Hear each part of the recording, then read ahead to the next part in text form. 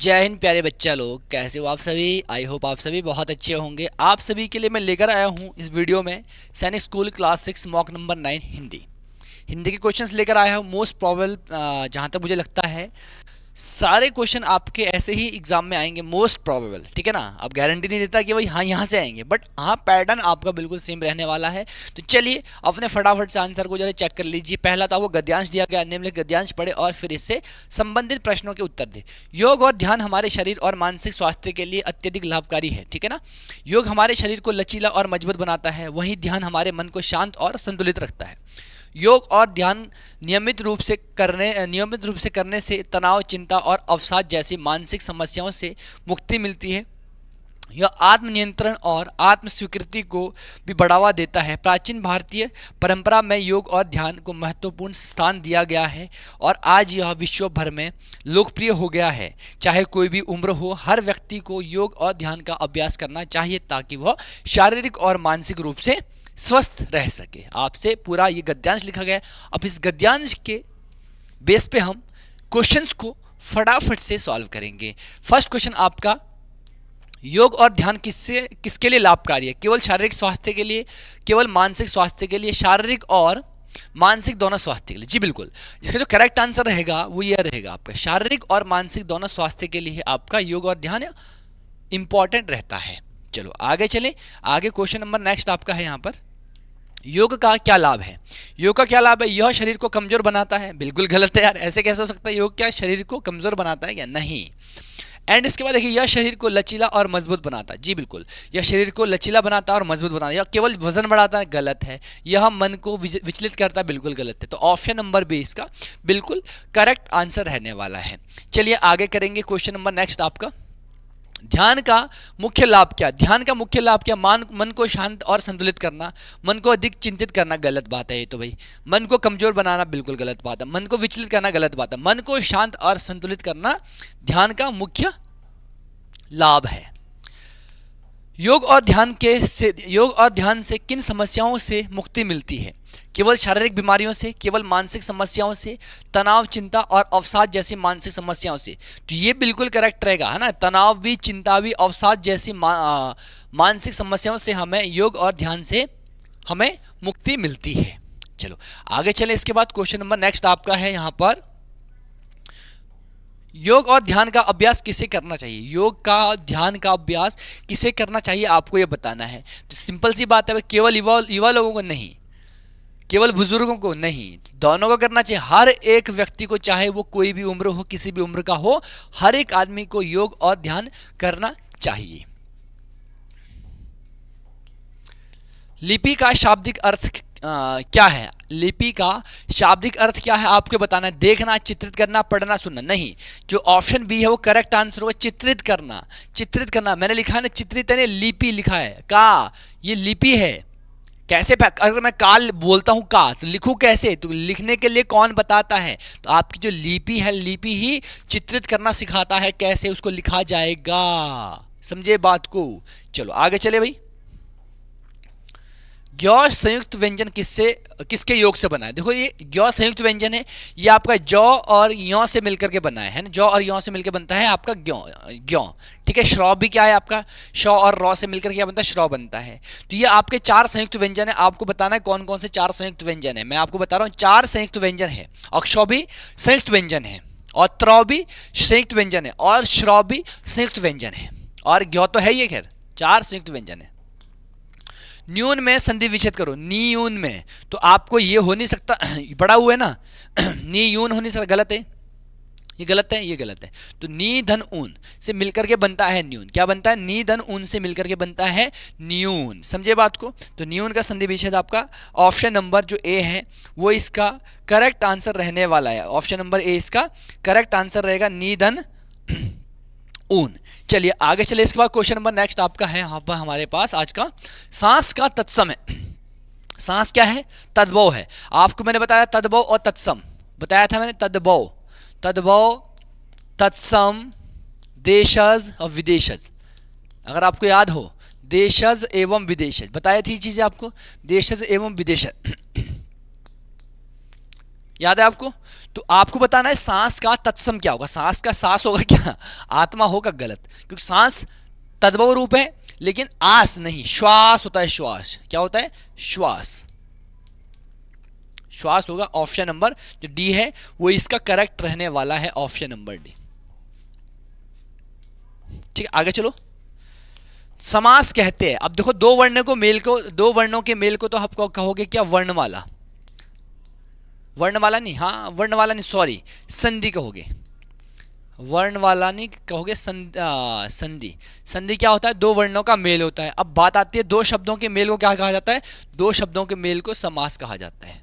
बहुत अच्छा मॉक बना हुआ है, दो शब्दों के मेल को समास कहा जाता है। उपसर्ग शब्द की व्युत्पत्ति है। उपसर्ग बेसिकली बना कैसा है? उपधन सर्ग। उपधन सर्ग, ये उपधन सर्ग से मिलकर के बना है आपका उपसर्ग। उपधन सर्ग आया बात समझो? उपधन सर्ग ऑप्शन नंबर जो सी है वो इसका करेक्ट आंसर रहने वाला, ऑप्शन नंबर सी। उपसर्ग क्या होता है? किसी शब्दांश के शुरू में लगता है वो उपसर्ग होता है, और किसी शब्द के बाद में लगता है वो प्रत्यय होता है। उपसर्ग का अपना अर्थ होता है, लेकिन प्रत्यय का अपना कोई अर्थ नहीं होता। आपको ये भी जानना होगा। जातिवाचक संज्ञा शब्द है। जातिवाचक क्या है? जातिवाचक देखो, रामचरितमानस तो वो एक व्यक्तिवाचक है, किसी का नाम रामचरितमानस, रमेश भी किसी का नाम है, और बचपन आपका भाववाचक संज्ञा है। क्या है ये? भाववाचक है। फीलिंग आ रही है ना आपको? यहाँ से भाववाचक है, ये ध्यान से देखिएगा। और ये आपका व्यक्तिवाचक है, व्यक्तिवाचक है। तो आपका बचा कौन? आपका जातिवाचक कौन है? डॉक्टर है। डॉक्टर अलग अलग होते हैं ना, डॉक्टर एक जाति है। जातिवाचक का उदाहरण आपका डॉक्टर रहने वाला है, ऑप्शन नंबर ए इसका करेक्ट रहेगा। निम्न में से सदा स्त्रीलिंग कौन होता है? देखो वधु तो होता नहीं है ना, वधु का तो पुल्लिंग भी होता है। आपने देखो शादी के कार्ड रहते हैं ना, है ना, तो वहाँ पे तो वधु स्त्रीलिंग है, लेकिन जिसका पुल्लिंग कुछ और होता है, और मच्छर का भी कुछ और होता है ना, ठीक है। लेकिन मक्खी क्या होती है? मक्खी हमेशा स्त्रीलिंग ही होती है, चाहे वो मक्खी कोई भी हो, चाहे वो स्त्रीलिंग हो या फिर पुल्लिंग हो, हमेशा वो मक्खी स्त्रीलिंग के नाम से ही हम उसका उच्चारण करेंगे, है ना, मक्खी। प्रश्नवाचक सर्वनाम कौन सा नहीं है? प्रश्नवाचक जहां से आपको प्रश्न पूछा जाता है, कुछ, कैसे, कौन। कैसे प्रश्नवाचक है, कौन प्रश्नवाचक है, क्या प्रश्नवाचक है, लेकिन जो कुछ है वो प्रश्नवाचक नहीं है। ऑप्शन नंबर ए इसका करेक्ट रहने वाला है। आज बिल्ली भूखी है, वाक्य में विशेष्य। आज बिल्ली भूखी है, भूखी मतलब देखो विशेष्य क्या होता है? जो विशेषण की विशेषता बताता है उसको विशेष्य कहा जाता है। आज बिल्ली भूखी है, तो विशेषण क्या है यहाँ पे? भूखी है। लेकिन आप पूछेंगे विशेष्य क्या होगा? जिसकी विशेषता बताई जाती है उसे हम विशेष्य बोलते हैं। आज बिल्ली भूखी है, जैसे गाय हो गया, कक्षा हो गया, ये उदाहरण। विशेषण जिस संज्ञा या सर्वनाम शब्दों की विशेषता बताता है उसे विशेष्य कहते हैं। विशेषण जिस संज्ञा या सर्वनाम शब्दों की विशेषता बताता है वो आपका विशेष्य होता है। जैसे काला घोड़ा, चार केले, लंबे हो, विशेष्य या तो संज्ञा रूप में होता है या फिर क्रिया रूप में। अब देखो आपसे पूछा गया है आप यहाँ पर, आज बिल्ली भूखी है। भूखी क्या है? ये क्रिया है। विशेषण क्या है यहाँ पे? विशेषण।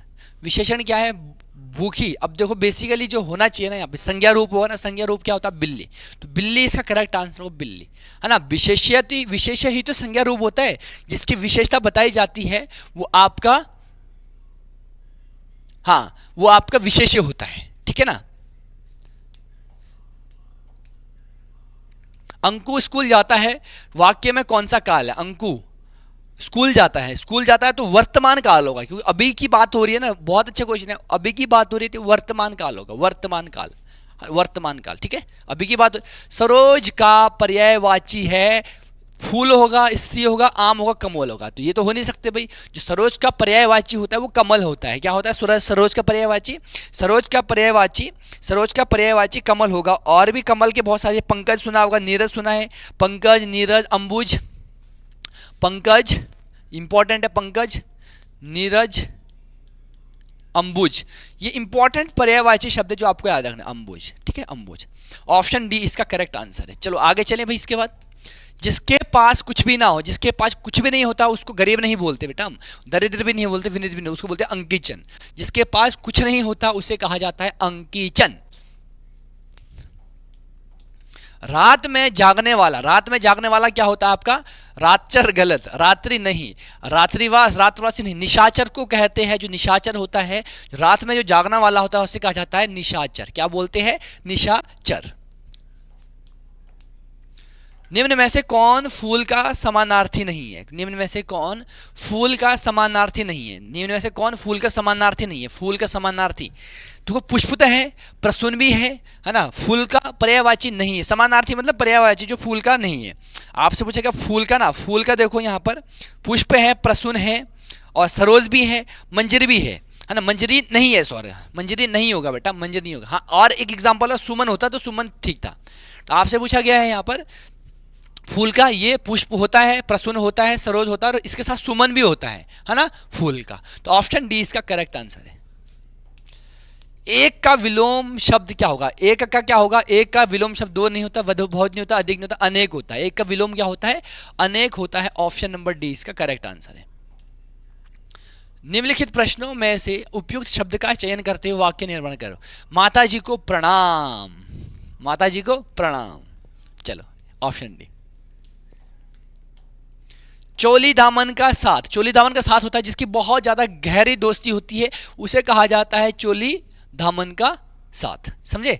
जो कोई आपका फेवरेट फ्रेंड है, बिल्कुल मस्त, बिल्कुल लंगोटिया यार, उसे कहा जाता है चोली दामन का। छाती पीटना मुहावरे का अर्थ है ललकारना गलत, हार ना मानना गलत, चुनौती देना गलत, विलाप करना, विलाप करना मतलब दुख प्रकट करना। बहुत ज्यादा किसी को दुख होता है तो छाती पीटता है वो। अपने गांव पर आया, अपने पांव पर आप कुलाड़ी मारना, अपने पांव पर खुद से कुलाड़ी मारने का मीनिंग है अपने पैर काट लेना, गलत है। अपना अहित स्वयं करना, जी बिल्कुल। अपना नुकसान जो खुद से करता है उसे कहा जाता है अपने पांव में कुलाड़ी स्वयं ही मार देना। आया बात समझ में? तो ऑप्शन बी इसका एकदम करेक्ट आंसर रहेगा, ऑप्शन बी। तो चलिए इसी के साथ आपके सैनिक स्कूल क्लास 6 का मॉक नंबर 9 हिंदी का मैंने पूरा सॉल्व करवा लिया है। तो आपको मॉक 1 से लेकर के मॉक 9 तक रिपीट करो, रिवीजन करो, कहीं से कहीं ना कहीं आपको क्वेश्चन बनने वाला है, 101% है। तो चलिए भाई, आप सभी को मिलते हैं नेक्स्ट मॉक के लिए। एंड टाटा बाय बाय, जय Hind and God bless you.